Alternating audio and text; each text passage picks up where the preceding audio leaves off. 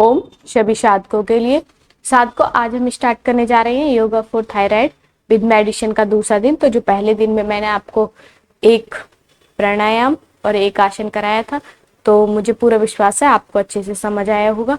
आज हम जानेंगे कि थायराइड कितने प्रकार का होता है। तो थायराइड हमारा दो प्रकार का होता है, मैंने प्रीवियस वीडियो में भी बताया था, एक हाइपरथायराइड और एक हाइपोथायराइड। ठीक है, तो हमारे हाइपरथायराइड के लक्षण है कि इसमें जो इंसान है वो उसका वजन बढ़ने लगता है। और लक्षण क्या क्या है इसके कि किसको हाइपरथायराइड है और किसको हाइपोथायराइड है। तो हाइपरथायराइड में हमारा वजन बढ़ने लगता है, नींद नहीं आती है, बाल झड़ने लगते हैं।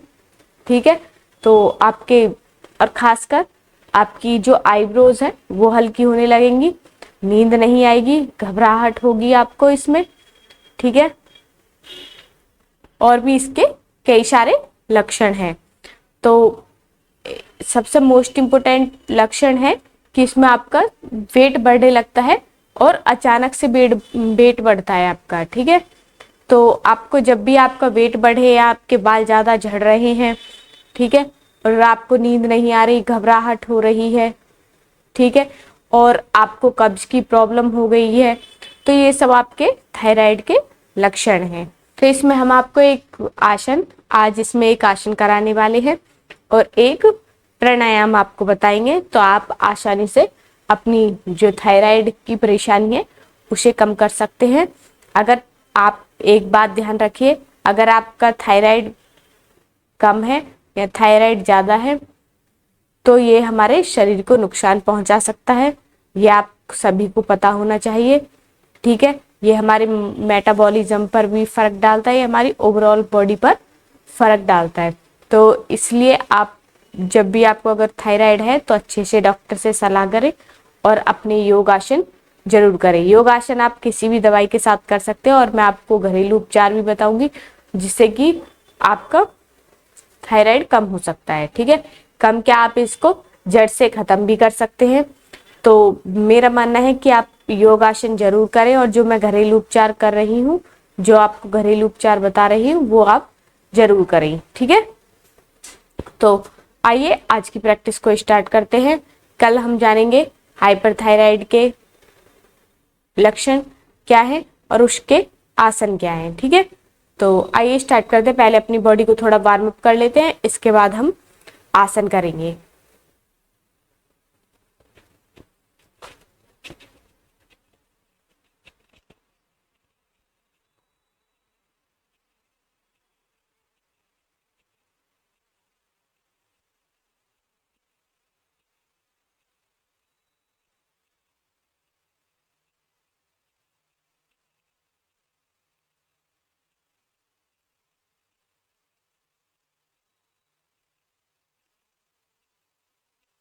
ये है हमारा अर्धपाद हस्त संचालन, जिससे कि हमारी बॉडी थोड़ी वार्म अप हो जाएगी।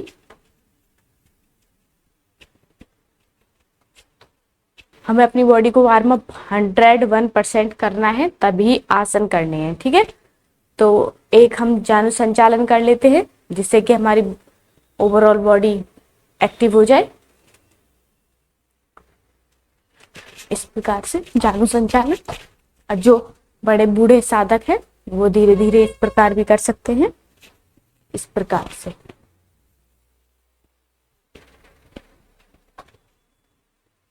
इस प्रकार से भी कर सकते हैं, और जो तेजी से कर सकते हैं, जिन्हें अभ्यास है वो तेजी से करें, इससे आपका वेट भी कम होता है।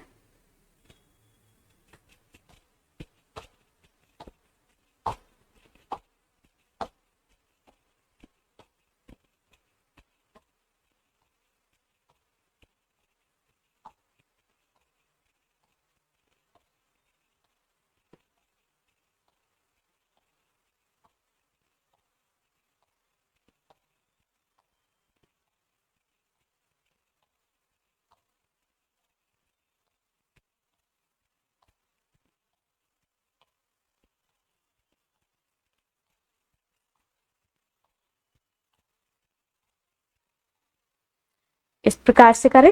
इसके बाद थोड़े पैरों के कर लेते हैं। पैरों में इस प्रकार से गैप बनाएंगे। जितना आप बना सकते हैं। हाथों की मुद्रा इस प्रकार रहेगी। ये है हमारा जानुभक्ष विकासक।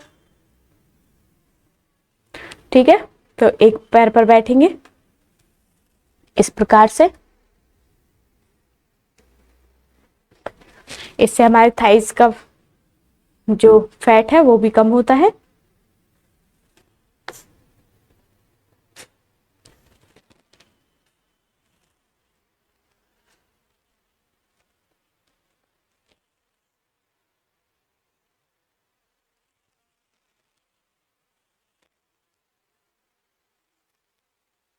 ज्यादा भी ना करें, तो एक पैर से 5-5 बार कर लें। ठीक है, 10 बार कर लें टोटल।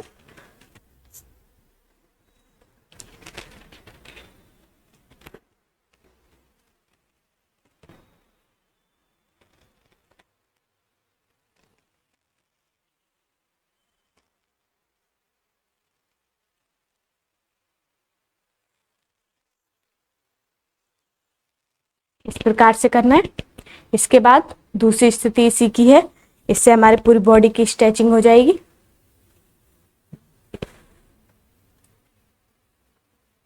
इस प्रकार से।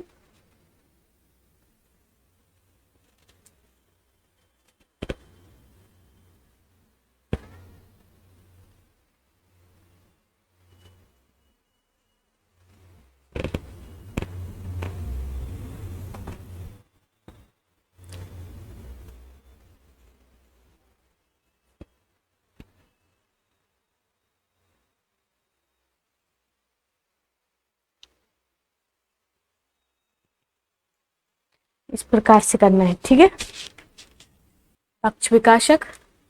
तो सांस भरते हुए पीछे जाएंगे और सांस छोड़ते हुए आगे। इस प्रकार से हाथों की मुद्रा इस प्रकार रहेगी। इस प्रकार से।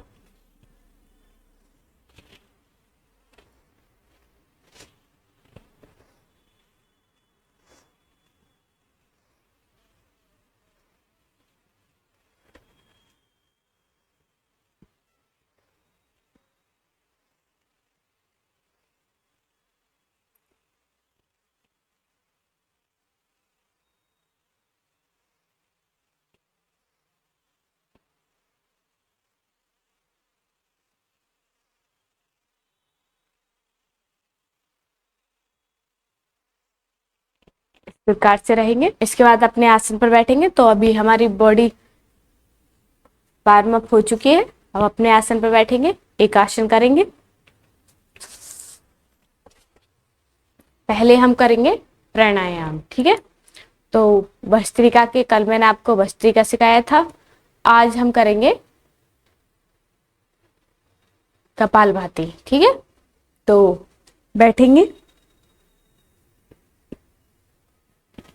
आप कोई भी एक आसन लगा सकते हैं, पद्मासन, सुखासन, सिद्धासन, जिसमें भी आप शांति पूर्वक और लंबे समय तक बैठ सकते हैं। उस आसन में बैठेंगे तो ठीक है।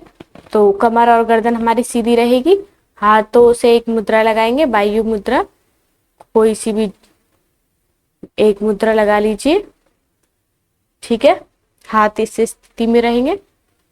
हमें सिर्फ यह प्रयास करना है कि हमारे सामने एक मोमबत्ती है, मोमबत्ती को नाक से बुझाने की प्रयास करना है, नाक से। ठीक है, तो इससे मुंह से नहीं करना है कुछ भी, नाक से ही हमें बुझाने की कोशिश करनी है। इसमें हम सांस नहीं लेते हैं, इसमें हम बाहर की तरफ ही सांस फेंकते हैं। और हमारा जैसे कि हम सांस छोड़ेंगे तो हमारा पेट अंदर जाएगा। ठीक है,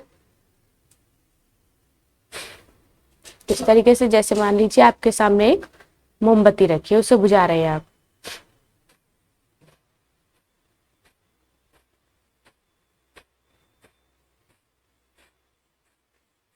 कमर और गर्दन सीधी करके बैठेंगे।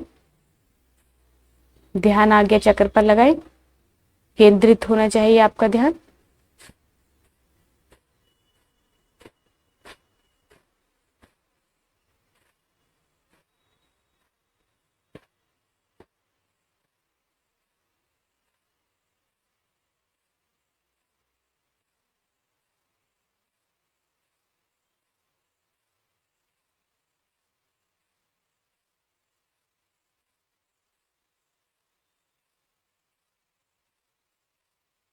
इस प्रकार से करना है।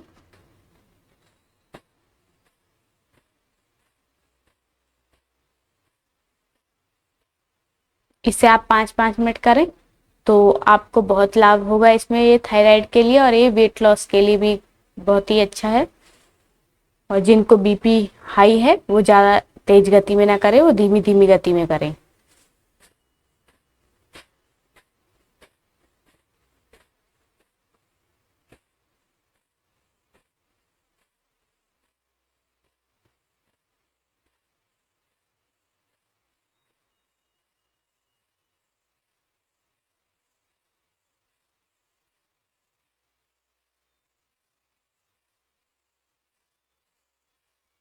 इस प्रकार से करना है। अगर थक चुके हैं तो थोड़ा रेस्ट ले, फिर स्टार्ट करें। एक लंबी गहरी सांस लें, दोबारा स्टार्ट करें। ध्यान रहे सिर्फ हमें एक ये एज्यूम करना है कि हमारे सामने एक मोमबत्ती है, उसे हमें नाक से बुझाना है। जैसे मुंह से फूंक मारते हैं ऐसे नाक से फूंक मारनी है।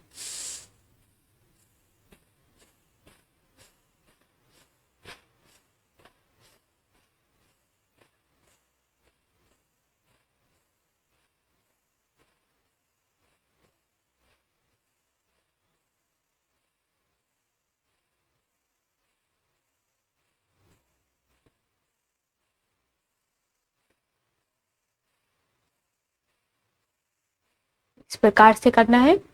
एक और बार करते हैं।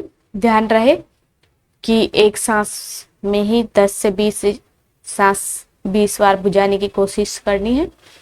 और ध्यान आज्ञा चक्र पर हाथों की स्थिति यही रहेगी। एक मुद्रा बनाए अपने हाथ से और कमर और गर्दन सीधी, ध्यान आज्ञा चक्र पर। और एक हम मोमबत्ती को बुझाने की पूरा पूरा प्रयास करेंगे। जैसे मुंह से फूंक मारते ऐसी नाक से मारेंगे।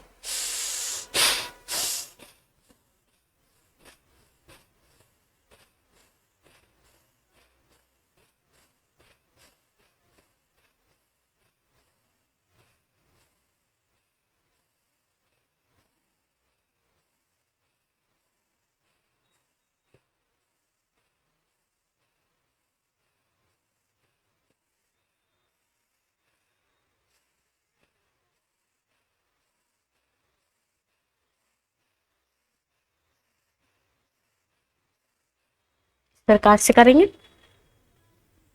इसके बाद करेंगे हम एक आसन। तो आसन करने के लिए अपने आसन पर लेटेंगे। इसमें हम एक करेंगे आज कोबरा पोज, जिसे कि हम कहते हैं भुजंगासन। तो भुजंगासन हमारे थायराइड के लिए बहुत ही अच्छा है और डायबिटीज वालों के लिए भी बहुत अच्छा है और कमर दर्द वालों के लिए भी बहुत अच्छा है। तो इसे आप करें। करने की सही विधि क्या है, सही तरीका क्या है, वो मैं आपको बताऊंगी। पैर इस प्रकार से रहेंगे हमारे,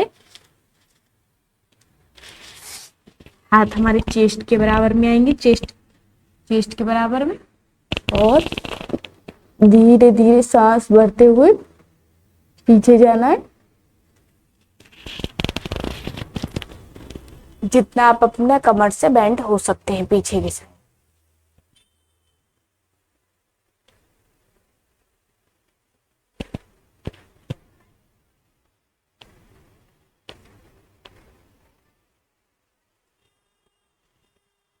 धीरे धीरे सांस छोड़ते हुए वापस आना है। ध्यान रहे इसमें सांस को होल्ड करना है, बाहर नहीं निकालना है। ठीक है। पैरों की स्थिति यही रहेगी। हाथों की स्थिति इस प्रकार से चेस्ट के बराबर में रखेंगे अपने हाथों को और धीरे धीरे सांस भरते हुए पीछे जाना है इस प्रकार से।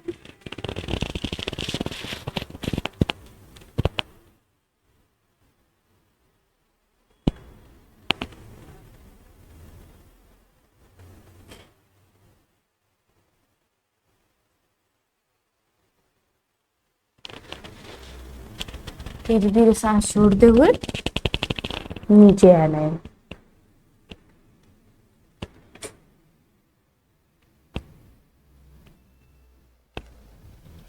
धीरे धीरे सांस भरेंगे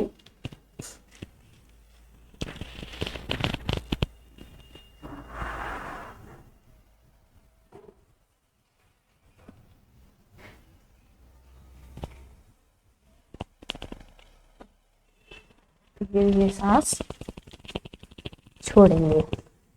ये ध्यान रखना है जो भी हम आसन कर रहे हैं उसमें धीरे धीरे ही जाना है और धीरे धीरे ही आसन से वापस आना है।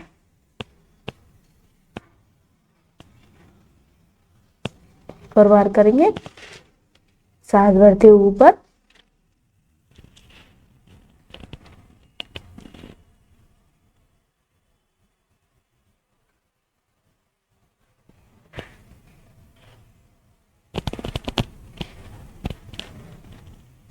धीरे धीरे सांस छोड़ते हुए नीचे। इसे आप 20 बार कम से कम करें, देर तक रुके, सांस भरते हुए ऊपर,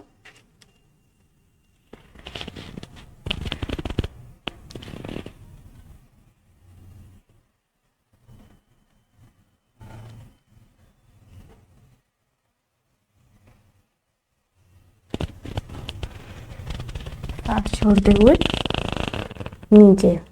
एक और बार कर लेते हैं, धीरे धीरे सांस भरते हुए ऊपर,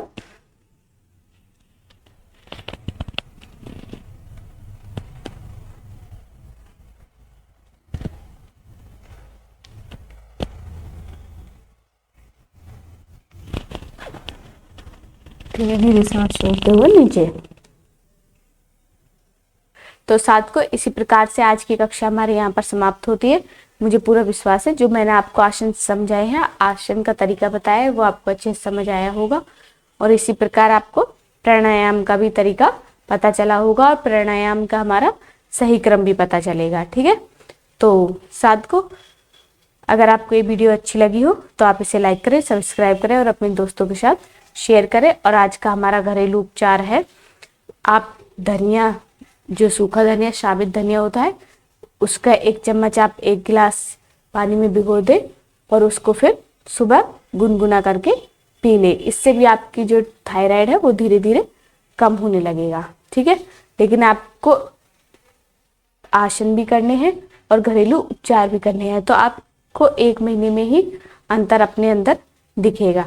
अगर आपको विश्वास नहीं है तो आप आज ही अपने थायराइड की जांच कराएं और फिर जब 1 महीने बाद आप आसन और घरेलू उपचार करें तो उसके बाद भी आप देखें कि आप में क्या इम्प्रूवमेंट आया है, क्या नहीं आया। लेकिन जिस तरीके से मैं आपको आसन और प्राणायाम बता रही हूँ आपको इसी प्रकार से करने हैं और लंबे समय तक करना है। मैं आपको समझाने के पर्पज से वीडियो बनाती हूँ, तो आप इसे ज़्यादा समय तक और लगातार करें। जैसे कि मान लीजिए 10 आप जो हमारा कोई भी प्राणायाम कर रहे हैं तो कम से कम 10 मिनट तो कम से कम करें। ठीक है, और कोई आसन कर रहे हैं तो कम से कम 2 मिनट और लास्ट 5 मिनट तक रुक सकते हैं आप आसन में। ज़्यादा समय तक भी रुक सकते हैं लेकिन कम से कम 2 मिनट से स्टार्टिंग करें। स्टार्टिंग तो थोड़े से करें, स्टार्टिंग आप 10 से 20 सेकंड से स्टार्ट करते करते 2 मिनट तक जाएं, फिर इसके बाद 5 मिनट तक भी जा सकते हैं। ठीक है, तो आज का हमारा घरेलू उपचार भी यही था कि धनिया का पानी पिए आप, तो इससे भी आपकी जो थायराइड है उसमें फ़ायदा होगा। तो साथ को आज की वीडियो में बस इतना ही, मिलते हैं नेक्स्ट वीडियो में। अगर आपको ये वीडियो अच्छी लगी हो तो आप इसे लाइक करें, सब्सक्राइब करें और अपने दोस्तों के साथ शेयर करें। धन्यवाद। ओम सभी साधकों के लिए।